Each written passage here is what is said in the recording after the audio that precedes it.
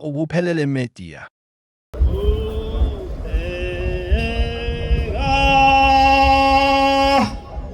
Isango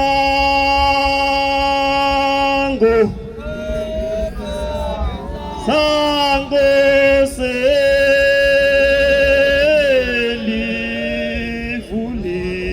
selivuliwe ubheka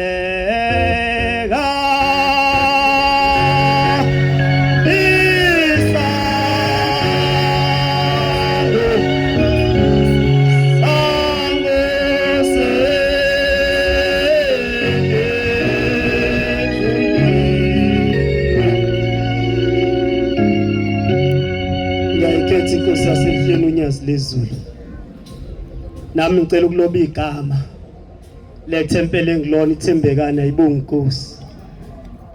Ngizicela ukuba mfishane bantwana baNkulunkulu.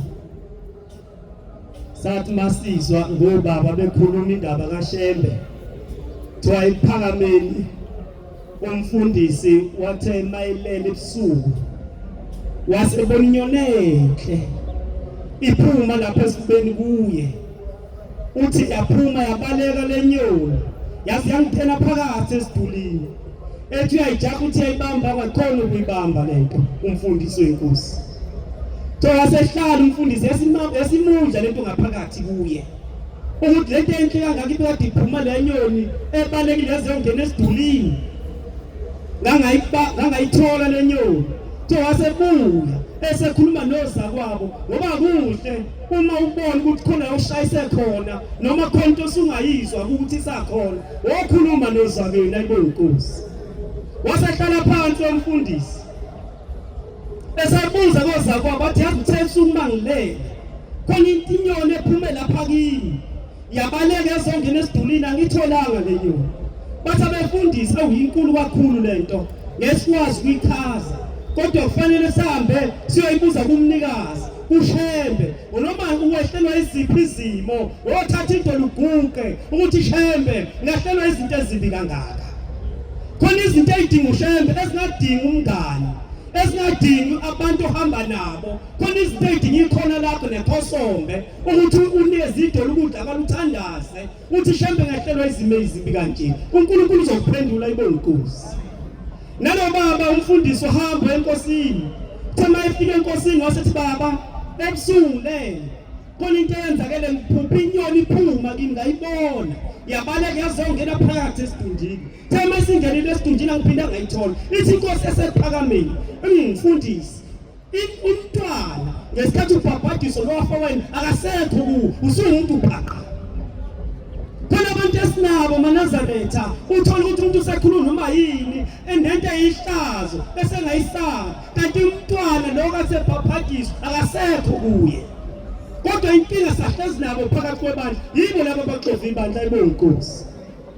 Ngelinye ilanga insizwa khona la iyahamba iyangale empangweni ezweni lakubo nenkosi uthi ngiyayikhuluma le ndaba ithi mayihamba lensizwa ithi ngaphesheya kuwena umgwaqo la kufanele kumi robot uma livali robot nazi imoto ziyadlula imile lensizwa ibona umuntu ongaphesheya uma icika amehlo iyabona ukuthi lo muntu wasamnqwaba eminyakeni eminingi edlule. Lensizwa ngakithi lo muntu ngangikhona semngcwabeni wakhe ithi ngihamba ngathula ngalinda sadlula imoto lavali robot ithi ngabe sengenza kahle ukuthi ngifuna uqondana nawe ukuthi uma ewelkhona la eThekwini ayibonga Nkosi. Ngoba sikhuluma indaba lapha eThekwini ithema esewela wasenza sho ukuthi ufuqondana lo muntu wathi basebebona basebeyabingelelana uthi ngezwe inwele eyishaqe ekhanda uthi kwazi ukuthi ngikhuluma nomuntu kade ahamba emhlabeni uthi lana hawufowethu ufunani lapha ngoba ngingobeni wakho ngangikhona wena usekho emhlabeni. Ithi lona hayi sikhishiwe esikogweni ithi ngasikhathi ngifa angiyange zulaShembe kodwa ngene esikogweni manje amaNazaretha esikogweni ayashoda yingiphumile umhlaba wonke sho kwaZulu ngisho nakephi uthi isikhole sigcwele umhlaba wonke ingakho amaNazaretha sixabana kangaka ngoba siyashoda esikogweni. Asiluwelele amaNazaretha ukuthi ngomhla uphela singene ezweni kaShembe ayibonga Nkosi. Ngiyagijima kade sisemagabheni uma sifika emagabheni bantwana baNkulunkulu khona izinto maNazaretha ezisehlelayo kanti kuvuka izolo lethu izinto esizenzile sabe sesiyakhohlwa singakabhabhajiswa ukuthi kunamaqala nezono esishiye emuva sabe sethatha lengubo sangena salandela ushembe sakhohlwa izinto esizenzizo namhlanje abantu bavalwe izinto abazenzizo masifika lapha emagabheni ngikhuluma nomnye ubaba osemdala kakhulu obaba uthi ngiyayithanda inkolo yobuNazaretha ngangiyinazaretha ngikhuliswa ngobuNazaretha ithi kodwa ngabe sengiyaganwa ngase ngiba nengane ezisikhombisa uthi lezi ingane ezisikhombisa nalokhu zihamba ngawane emhlabeni izihambe enkosini ilanga lamalanga mangifika enkosini ilanga izinkosi ibusise ngilibika udaba ukuthi ngishonelwa abantwana kuthi kwasala ingane eyodwa ithi into engithola unkosi ngibusise kuphela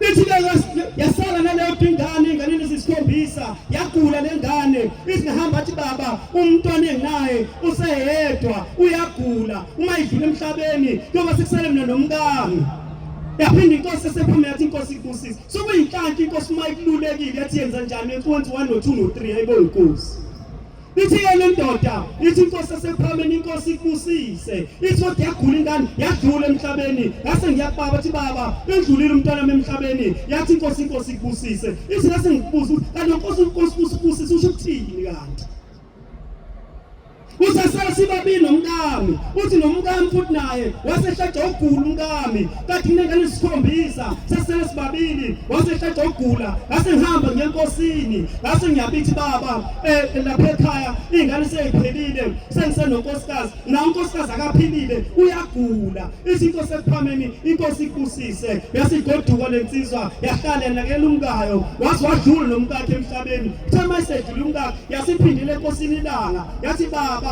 ngafike ngabika abantwana ngabika unkosikazi na usehambile emhlabeni sengisele ngedwa kodwa lokhu uthi inkosi ingibusise izinkosi asephakameni mntanami uyafuna ukwazi ukuthi lento ekwehlelayo yenziwa yini ithi hamba ngizofika kuwe ebusuku ulele njengoba sengiyakuthatha uzoyibona into ebulala isizwe sakho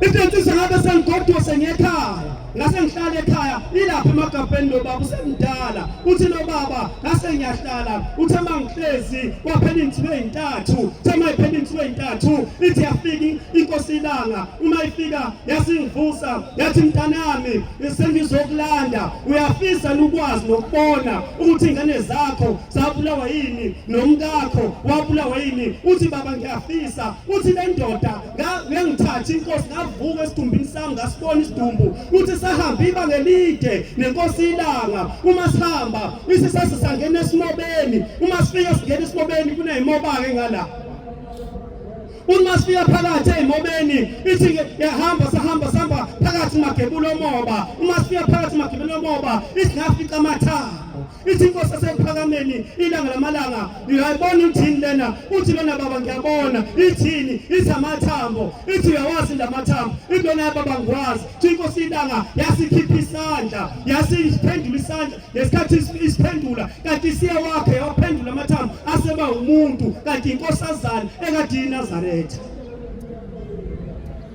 usithi inkosi lo muntu yamazi uthi yebo baba ngiyamazi uthi umazi kanjani uthi hayi ngiyamazi nje baba ngoba nathi insizwa siyaqomisa silapha eThempelini sihlale siselana sihambe siye emhlanganweni kanti sifike emhlanganweni sinephoyinti sineyintombi zethu kodwa umuntu uyamboza uyazi ukuthi wena unentombi yakho lapha khona into engingixaka siseThempelini uthi uyawubheka uWhatsApp umuntu online kodwa useThempelini isithi inkosi yamazi nomuntu yebo ngiyamazi yasiyemkhulumisa ithi ke lona nangu umuntu oqeda isizwe sakho oqeda umndeni wakho khuluma naye ithi lenkosazana wena ngesikhathi ngiyinhlalisa ukuthi mina nawe ithi sathandana mina nawe ngalala mina nawe ngesikhathi sengiyisolo ukuthi sengikhulelwe ngakubikela wathi wena uhlangene nesisu ithi ngasabi ukuyibika le ndaba ekhaya ngoba ngiphoxa abazali bami ukuthi ngiyinkosazana ngingazi ukuthi isisu ngizosikhomba kubani ngoba nosusiphikile baningi silezinabo siphikile izisu bayagida kodwa sigida ukuthi asiphikile eNazaretha ithi ke ngaleso sikhathi ithi lona ngiyaxolisa ithi lona hayi ngenze ngikuthethelele ngoba ngancenga kakhulu nami ngizingicela ukuthi usivume lesi sisu ukuze ekhaya saziwe ukuthi sesingabani ngangifisa ukuthi usivume abazali bami bazi ukuthi mina ngangiboni wapi kodwa wena wangiphika kunjalo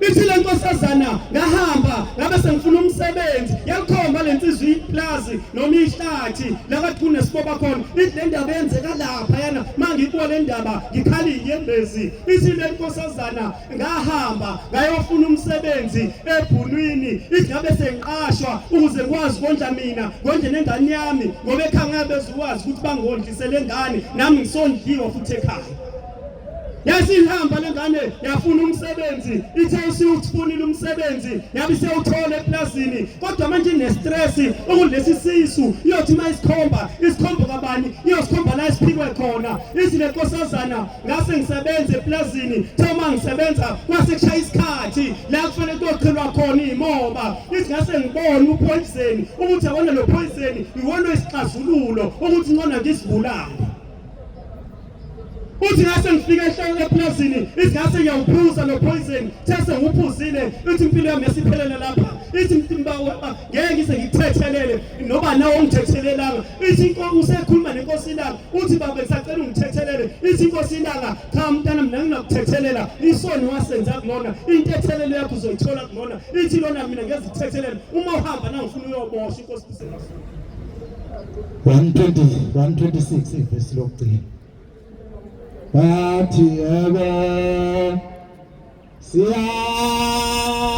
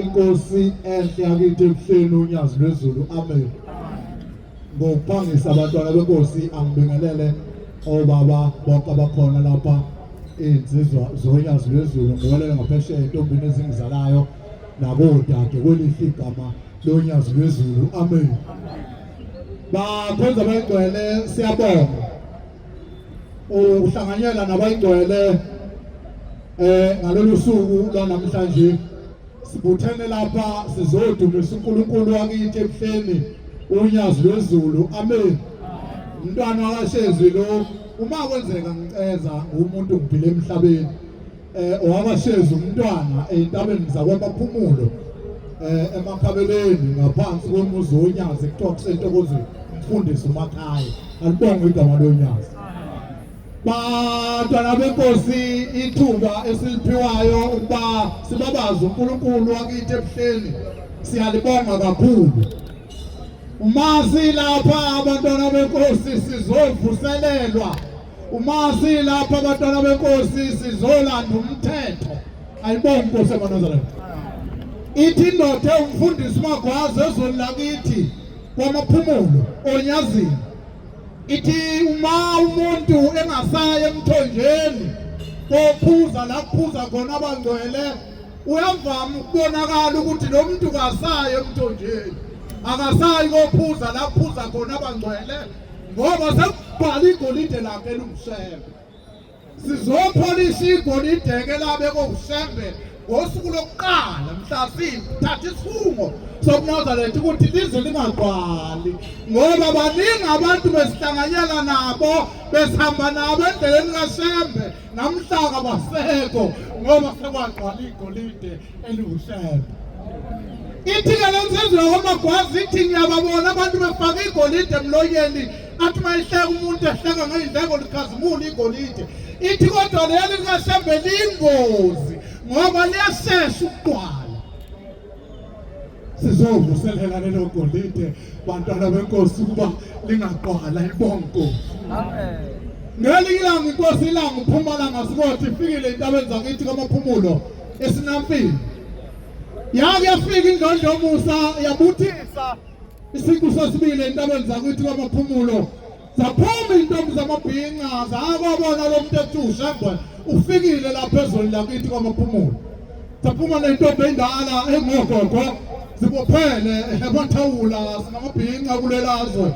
Zaphuma zibophela amathawula azo zigalufile, zihezile, ezinye zibophela amahwatha zithi ziyabona lo muntu ethi uShembe. Zasifika ziyibuka indlondlomusa zambuka uShembe zakhala ngokuba bazibuhle engakaze zibone emhlabeni lokho zaba khona. Sasuka nentombi zamabhinqa zihlatshwa lawulo endaweni ukuthi kukhona umuntu ethi uShembe eSinampini. Zasehamba nentombi zamabhinqa ziphethe ubuhlalu zithi ziyakwabona lo muntu, zihamba ijekedula. Zaseyifika zimbuka lo muntu, zasezimgaxa ubuhlalu. Wena wabona intombi kuthiwa namhlanje ikhipha impahla. Uma uyibonile lo nhlanhla enjalo ukuthi uzokuthiwa intombi yakobani ikhipha impahla, hamba insizwa ziye lapha ekhweni lomfana zibuye umkhwenyana segcwele ubuhlalu umzimba wonke. Zenze njalo intombi zezolakithi zibona umuntu omuhle engakaze zimbone emhlabeni. Baba sebenza abantu ukuthi abanosizi basondele kuShembe, uyabasiza abantu lo muntu ethi uShembe. Kuyenzeka umuntu ebenenhlanhla angayinaki nje inhlanhla emehlele. Bakhona abantu babenosizi njengoba sinosizi nje silapha nje ingoba asihambeli kahle izinto, akukho lapha sithi khona kuhamba kahle, sihleze endlini zama-aluminum, kodwa sizocela kuShembe ukuthi angasidela sikhumbule ngelila. Khona abantu kabathi bayizuzile inhlanhla enjalo bangayinaki. Ngelinye ilanga kwako ngalo lelo langa uShembe budisile kwafika intokazi eyayikhona endaweni umame owayenomakoti eganile kahle. Umakoti engene ngodwendwe kodwa bengawona amaNazaretha. Uma engene kahle lo makoti ngodwendwe izinto ayihambi kahle, uyaba muhle umakoti kodwa ingane ziyachitheka. Ikhona-ke indaba enjalo umakoti engene phakathi komuzi, into enkulu esuke isibhekiwe kusuke sekubhekwe ukuthi umakoti uyabani muhle. Shame uma ungasazi isivula ikhenya indlela engayichaza ngayo lento, kodwa uma ingena umakoti phakathi komuzi awushaya kahle bathi udondolo kaShezi beluluhle. Khona indaba enkulu esibhekiwe ukuthi umakoti uyaba muhle. Sahamba isikhathi wamusha umakoti yachitheka ingane, wamusha umakoti yachitheka ingane. Zaze zazini ingane kulo makoti. Ukhona njalo uShembe la kuthiwa abanosiza basondele kuShembe, kodwa le ntokazi yangaba nayo inhlanhla yokusondela kuShembe. Hayi yaze yahamba indlondlomusa yayishiya intaba zezolakithi yabuyela ePhakameni. Uma isibuyela ePhakameni sebeyabuza omakhelwane ngokwazi usizo olukhona kulo muzi. Masibambani kade kukhona uShembe. Kungale iphutha ukuthi uShembe uze wabuyela ePhakameni, azange usondele kuShembe wobika usizo lomakoti omntanawo. Wathi lutha akaze ngiye kuShembe. Wathiwa awunespeed makoti. Uyazi unespeed? uShembe usePhakameni. Yasithi le ntokazi ngokuzwa ishawa induku eyodwa ukuthi iyekele kuShembe yasiyilahla. Ibuzi ibhobhodela ePhakameni yasigibela yeza nenotho ngathi yakudla yayofika emzini wasePhakameni. Yathi mayifika emzini wasePhakameni ukuthi isini indlondlomusa umthandazo kaNayini, yasiphuma inkonzo umthandazo kaNayini. Kwasekuthiwa sekuyithuba lokuthi abantu abasondele kuShembe. Yasisondela le ntokazi yayobika kuShembe, yathi baba ngizobika umakoti omntanami ugane kahle ungene kahle ngodwendwe. Kwathiwa siyayithanda sonke inyama, kwathiwa ilala ivuke yabanga inkomo yomqoyiso, abanye bathi ayilala abanye bathi ayivuke, kwathiwa siyayithanda sonke inyama wenkomo. Kodwa umakoti uyamumatha bemuhle ingane bese ziyachitheka sayizezazi. ithi inzondo yomusa awu mntanami awekho namanazareth ezweni lakini ithi akhona amathempeli akhona baba ezweni lakithi ithi hayi hambe uyewona amanazareth akhona endaweni yakini uthi ngithe kuwa wakulethela inkonzo yomthandazo kanayini awuhambe dangalelo mama awushambe ngenzani ngisuke entabeni zakithi kaMaphumulo ngiza lapha eThekwini ngibuye ngiphetheze akhonto engiyiphetheyo yini kwenze njalo ushambe ungidele ngani bathi mama bomthandazo ngoba ikhona into beyinethemba kaShem zathi hayi ungalimali mama njengoba ethe hambe uyobheka amanazareth endawo akulethele umthandazo uyazi yena yafika lidlulisa lelizwi entombini endala lentokazi umama ushambe utheni letheleni umthandazo kanayini makufika kuyi bekhona amanazareth ebezwa kanye agcuma ithatha hayi namhlanje esengihlala ngikukudwe isifo ngikukudwe idimoni ngiwabikela amanazareth angaphumeleli nje enhlobo ngoba kasezi kukwandlwana yamdabukela umuntu ongahambeli lapha akhalwa khona sasa iphuma intombi endala baba abadala baya kulo muzi behambisa umthandazo khona bayibamba inkosi yomthandazo bangena emasangweni bathi inkosi yethu simakade baphuma ngohlangothi olukhulu wena wabona umakoti eganile lisaphilizwa hayi namhla umakoti wahamba noma engaliphi isamba sasa ihamba lezinto mzangena endlini engeniswa kuyona khona indaba enkulu uma uvama kodwa ukuhamba namanazareth yokuthi sesithandazile bese sithi sidinga inhloko yalapha ekhaya ukubizichazela ukuthi isibizeleli yasinge lentokazi nomyeni wayo usaphila umyeni uDlangavana yathi anginamandla ukuba ngakhuluma umyeni wami ekhona ukhona ubaba wekhaya khuluma ubaba wekhaya wathi manazareth into engimcelele yona umntana umakoti omntanami la usechithekele ingane zaze zawu4 sithenge umakoti yami yobika kuShembe wathi uShembe nikhona nina wathi umakoti nikhona endaweni wathi ke socela umthandazo kanayini kini nize lapha nje ngoba ngicela uShembe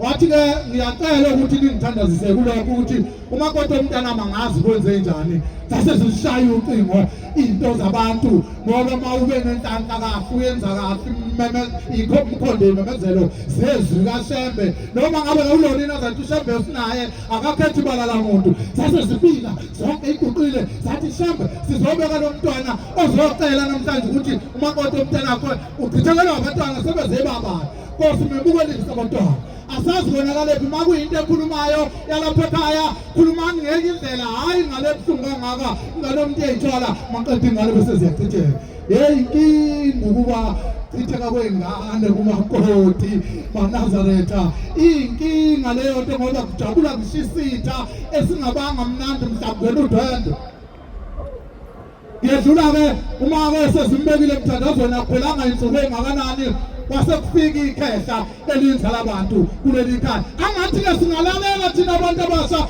sivula indlebe ngoba ithina namhlanje sithi sinezinto ezizidala eseziphelelwe isikhathi kunezinto ezumgogodla wakithi kwabantu engasoze zabuna ngoba Nkosi yami sekukhona ukuthi manje uma ukhulumela phezulu ukhuluma ngendlela engekho right Shem Nkosi yami angikwazi uku-operate ke mina mangikhuluma ngitaliwe nje uyangiqalela umuntu uma ezobheka ukuthi lo seze bekhuluma ekhulumela phezulu Shem Nkosi yami angikwazi uku-operate Shem leyo nto kodwa abantwana beNkosi ngisendabeni yokuthi yabo sekuphela insuku ezimbalwa yasifika inzala abantu eyikhetha lalapha ekhaya vula indlebe nomuntu omusha ithi inzala abantu yaleli khaya sekufike inkulu mase kungena uShembe phakathi kwaleli khaya sikuzwile ukukhala benikhala ashila amanazareth ukuthi angithandazisa sase siza umthandazo wamaNazareth singabe sinephutha masingeyilethi impendulo into edala ukuthi umakoti achithekele wabantwana sinombuzo ukuthi silobole kahle silobolela umzukulu wethu sayikhipha zonke inkomo zaphelela umakoti wazozongena lapha ekhaya kodwa umakoti wawagqibanini amasondo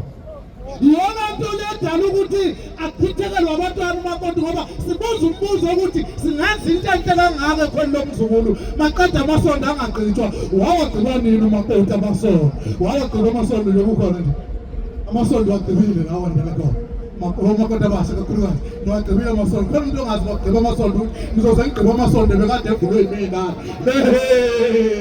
ngiyathabuka usemthethweni makoti mele oboliwe wazongena ekhaya kahle ngabe nathi kwehlaza ngabe usezweni ufuneka umakoti ayogqiba amasondo ukuthi umphanyana walobola kahle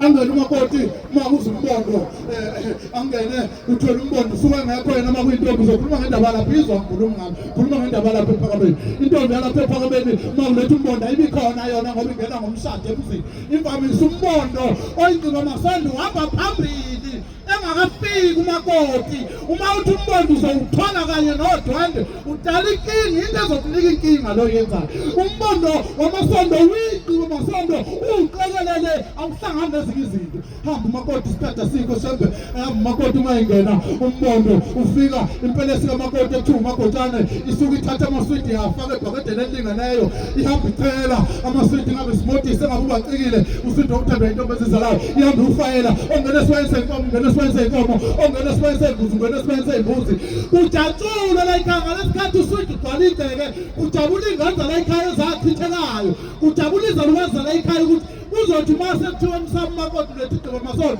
ebesiyahlangana lento ngoba ubonakala umakoti ekhela uswidi phakathi kwecele ebese kuqala omama ngakusasa abiza abana kwabo intombi agane nazo engomama kancane nomama phakathi ngabo bonke emndenini wena wazi umndeni wakini ebese bakhela ibhola lelayisi ibhola likaflower ibhola lesitambu ibhola likabhontshisi ebese kwamaveji yonke into ongayicabanga anikeza abana kwabo ngalesikhathi enikeza abana kwabo unikeza ngalezalukwazi eyilele phansi siyathokoza lapha zikhona awuzange wena wagqiba amasondo sengoyishala lapha nalapha mina ngiyakushembe shembe umakoti akabi muhle sesihambile isikhathi kudalwa yini intombi ka-25 ingene kahle kangaka yagqoza ukuba yinhle yangaba yinhle kwenze njani yayinhle zalo yichithekile ingane kukhona okungahambile kahle endleleni wayagqiba nini amasondo inkosi ayibusele nzulu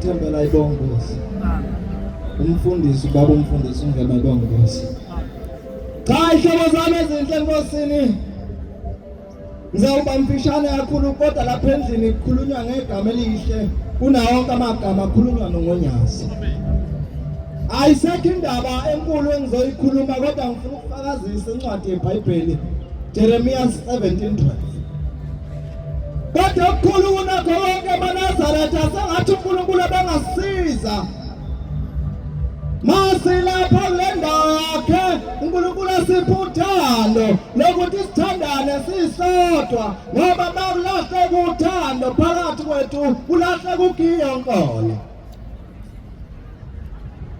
Sihlalo sobukhosi.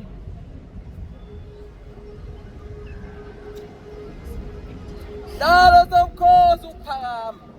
Leli gama okukhulunywa ngalo lapha endlini isihlalo sobukhosi ukuphakama. Nasekuqaleni baba mkhulu isihlalo okukhulunywa ngaso yiso lesi esikhulunywa ngaso namhlanje. Dawo ingcwele yethu, dawo ingcwele yethu. Themba likaIsrayeli. Themba lamaNazaretha. Jehova. Yebo. Bonke abakulethayo. Jehova bonke abakulethayo. Bayakudapha. Yebo. Abangishiyayo bayakulethwa emhlabathini. Yebo baba. Mawuda ulahlekele uthando ulahlekele ukhiye kankolo. Kodwa kuleli bandla amaNazaretha into engathi iyanda kakhulu. Wanda ulimi kuncipha uthando. Jakobe 3:8. Lapha esontweni into esesihlasele kwanda inkolo yolimi kuncipha inkolo yothando. Kodwa ulimi alinakushintsha umuntu. Alunakuthathiswa umuntu. Funda kahle. Kodwa ulimi alunakuthangiswa umuntu. Lububi. Woza. Lugcwele umuthi obulalayo. Woza. Siyambonga uThixo Indaba yolimo ngoba inkinga lapha esontweni lalulimi engikhuluma ngalo ilalo sifike sikhulume ngayo indaba kaShembe. ngalo siyathuka Kodwa futhi ngalo lalulimi bese siphinda sithuke bona futhi laba bantu bakaShembe. abenzwe ngesimo sikaThixo. Lapha esontweni into esiyenda kakhulu kwanda ulimi. Ekuseni ngeke kukhulunywa ngendaba yama-social media. Mawungangena lapha emafonini ethu akuma-group esonto akusabatazi uShembe sekukhulunywa indaba yolimi uxova isonto. Ithenya insizwa ngelilanga ithi mawungalahla ifoni yami ithi ngangcono ukuthi ithathwe amaphara. Sengithi mina ngobani? Ithi hayi ngoba amaphara azoyidayisa ukuthi noma ifoni yami mayalahleka ithathwe umuntu oyinazaretha. Ithi ngamiswa ngisho esontweni ngoba iyazi ukuthi khonani funa. Sengena isikhathi esibi lapha esontweni kwanda ulimi kwancipha uthando. Kanti into ekufuneka yande kuthina funeka kwanda uthando. Impela uShembe uNkulunkulu esewuNkulunkulu kithi yini ekinga kithi.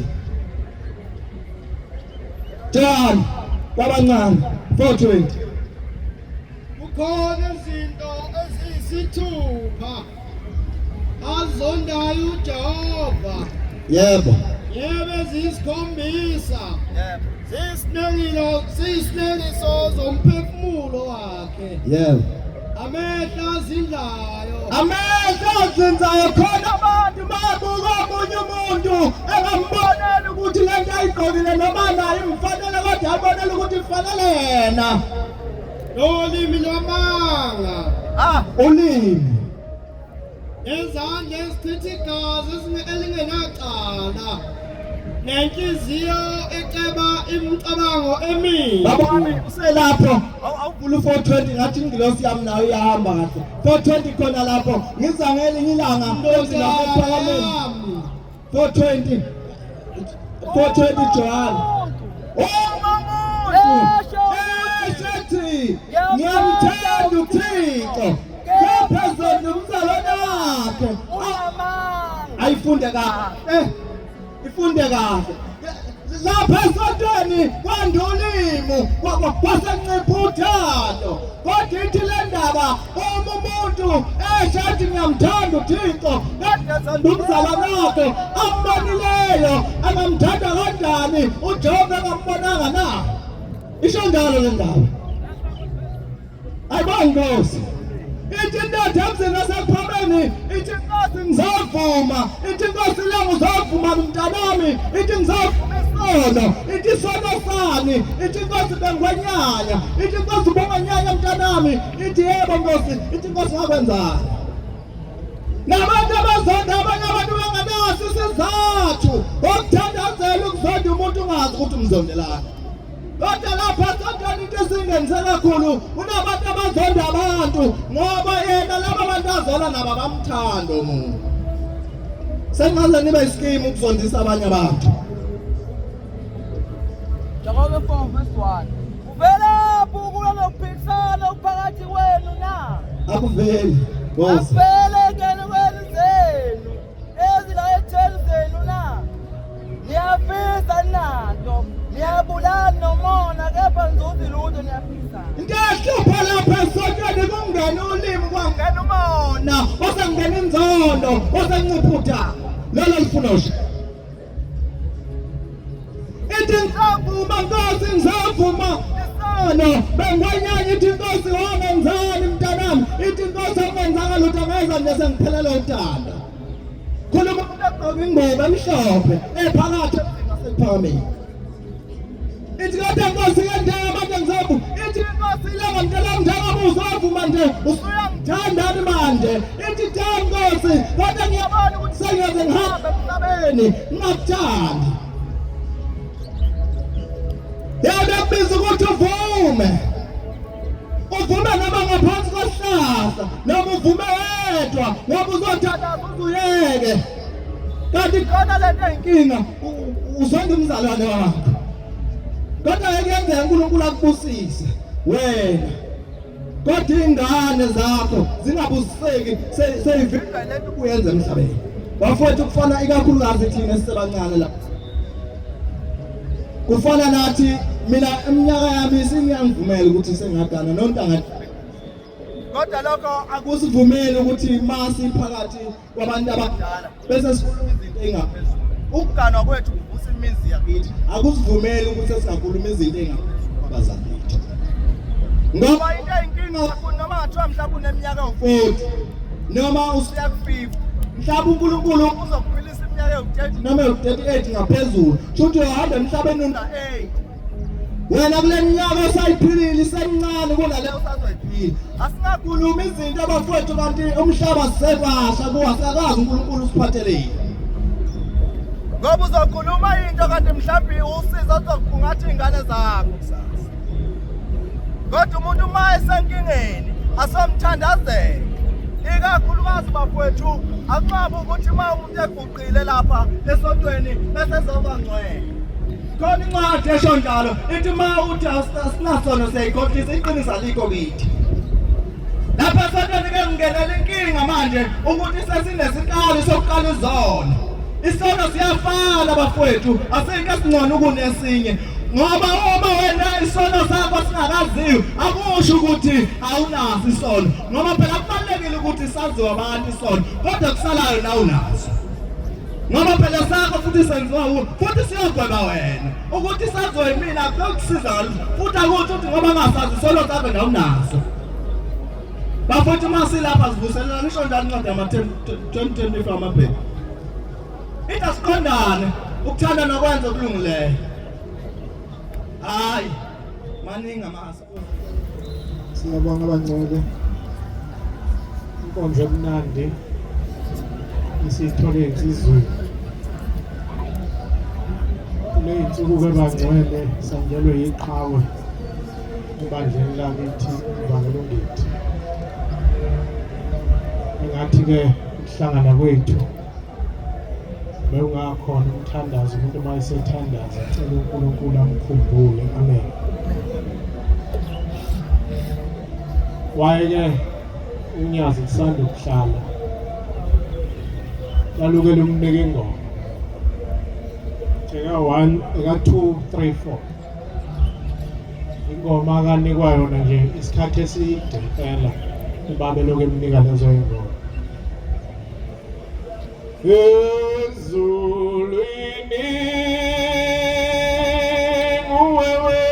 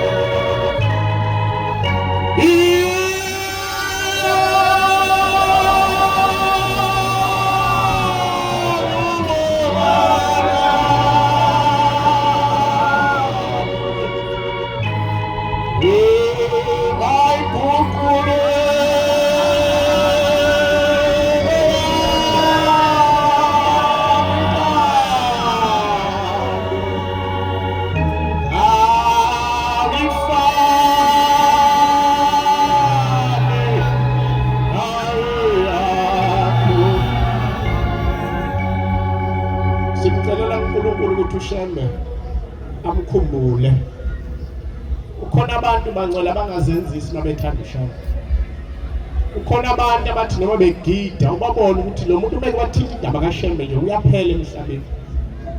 Ukhona umuntu othi noma ehlabelela ubone ukuthi lo muntu mayithinta indaba kaShembe ehlabelela ukhipha yonke imizwa yakhe ukukhuluma noNkulunkulu.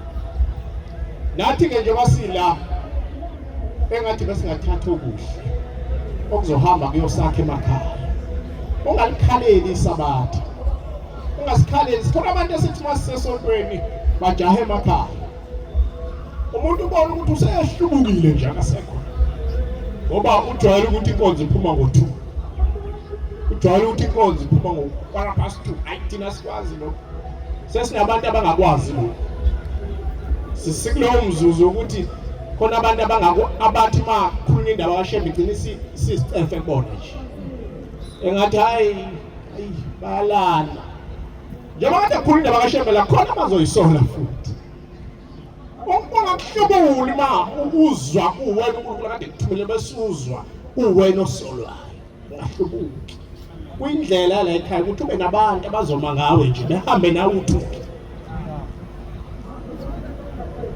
Ungakuhlubuli futhi ukuthi kade ukhuluma indaba kaShembe la bese abantu bethatha lokho okubi bekufake kwi-status bagijime ngegama lakho lisonto lonke.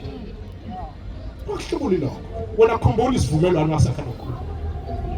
Ukuthi wena wakha siphi isivumelwano nokuShembe. Bekhona abantu bengekho abantu bekuthandile abantu bengakuthandanga khona uShembe.